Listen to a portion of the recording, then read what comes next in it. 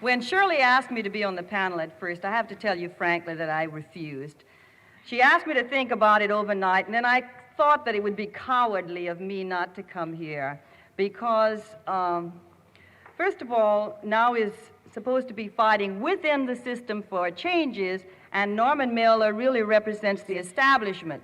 Of course, sort of a liberal part of the establishment, but still he does represent the establishment. I'm not interested in fighting with Norman Mailer. I really think that in his article in Harper's Magazine, he was sincerely trying to understand. And I guess that's all we can expect of the majority of men.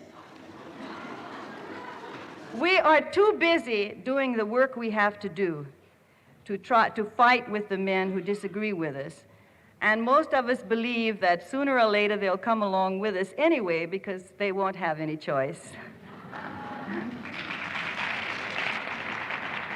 I represent that large middle-class group of women who could have all the comforts and conveniences of life. In fact, I did. But I opted out. Instead, I decided to devote my time to fight for equality of women. I'd like to tell you what we do in the National Organization for Women. This is considered the square organization of women's liberation, but we're not too square that we still don't frighten off many, many women and men because they're afraid of the whole women's liberation movement. I don't think it's necessary to argue about whether women are biologically suited to stay home and wash dishes and take care of men and children all their lives. I don't think that's important. What is important is that the world is changing and that women at last are awakening to the fact that they have a right and a duty to enter into the world and change it and work towards governing the society that governs them. Yes.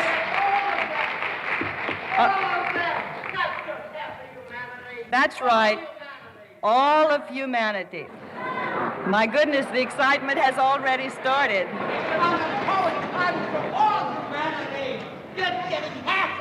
All right, all of humanity. You are absolutely right, but let me speak. Somebody I know. Gregory, you'll have your turn for question period.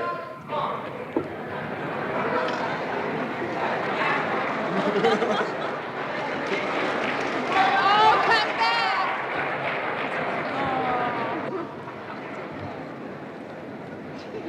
I think we are fighting for all of humanity, but I'd like to tell you one of the reasons why we don't divert our time fighting for the peace movement or the civil rights movement or changing the environment, because we believe sincerely that the root of everything is women's liberation.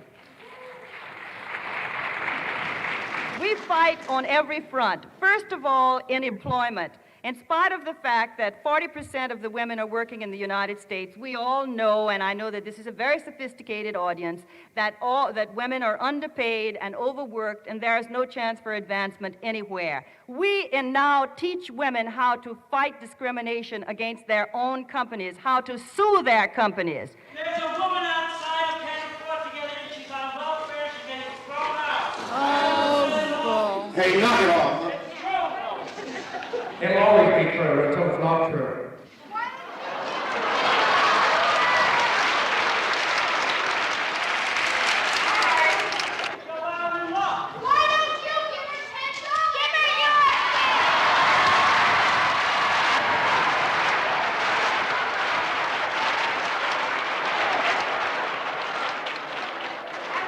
On the marriage and divorce front, we have been accused, and many women especially are very worried that we are against marriage as an institution.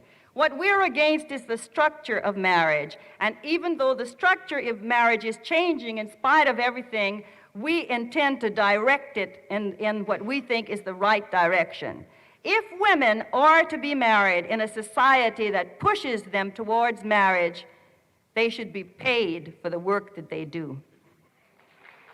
We believe that every person getting married should receive a booklet stating all their responsibilities in marriage. We believe that every married couple should have marriage insurance in case the marriage breaks up, so the woman will not be subjected to receiving and begging for humiliating alimony. We are working for women or the dependent partner to have Social Security benefits independent of their husband or their wife's income. Women should receive pensions.